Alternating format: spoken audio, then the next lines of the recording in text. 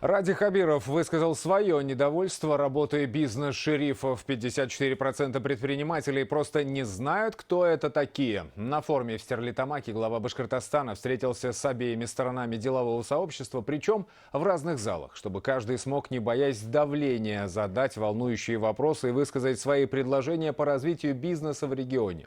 На открытом диалоге побывал и наш корреспондент Артур Шамсудинов, который расскажет подробности встречи. Бизнес одновременно и мир, и война. Открытый диалог с главой республики показал. Воевать все же приходится чаще. Руслан Султанов выкупил в гаражном кооперативе участок и обустроил там автосервис. Однако недавно ему пришло письмо. Целевое назначение земли другое, а потому нужно либо ее переоформить, либо сворачивать бизнес. Чиновники помогать не спешили. С просьбой о помощи предприниматель обратился к главе республики. Ради Хабиров там же в зале попросил городские власти решить эту формальность. Мы не просим ни денежных средств, ни денег, ни просто хотя бы нам указать вектор, направление, как нам все это привести в соответствие, чтобы продолжать дальнейшую работу. А вот Марина Григорьева, производитель ремесленных продуктов, пожаловалась, что не оказывается должного внимания переработчикам. Кроме того, в нынешних условиях трудно продвигать республиканский бренд.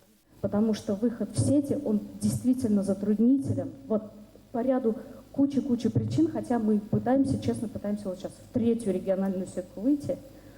Но там ряд барьеров таких, что мам не горюй. В числе других проблем – участие в конкурсных процедурах, бюрократические проволочки и нелегальные предприниматели. По словам главы региона, многие из них работают под покровительством чиновников и правоохранителей. И это нужно искоренять. Все-таки должны немножко их легализовывать, все-таки давать им возможность, чтобы они легализовались в первую очередь, получили весь перечень объема поддержек, но самое главное, чтобы не страдали именно честные предприниматели. При этом средства на господдержку малого и среднего предпринимательства из бюджета выделяются и немалые. В прошлом году было направлено более 1 миллиарда рублей. По количеству субъектов малого и среднего предпринимательства Башкортостан занимает 4-е место в Приволжском федеральном округе и 12-е по Российской Федерации. Численность людей, занятых в этой сфере, включая владельцев ИП, составила свыше 400 тысяч человек. При этом, если сравнивать с данными на начало прошлого года, их количество незначительно, но все же снизилось.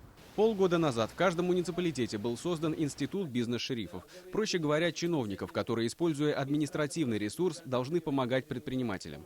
Однако большинство бизнесменов, как оказалось, даже не знали об их существовании. То есть зачастую они видят себя в роли консультанта, когда они там в целом подсказывают, как получить господдержку, как прийти на предпринимательский час, но не видят себя в роли человека, который берет за руку предпринимателя, проходит с ним по всем кабинетам, решает все вопросы. Проведенные тайные проверки и вовсе выявили, дозвониться до новоиспеченных шерифов порой невозможно. Вы что, уважаемые бизнес-шерифы, столь занятые люди, что или ваш мобильный телефон там содержит какую-то государственную тайну, что ли, или что?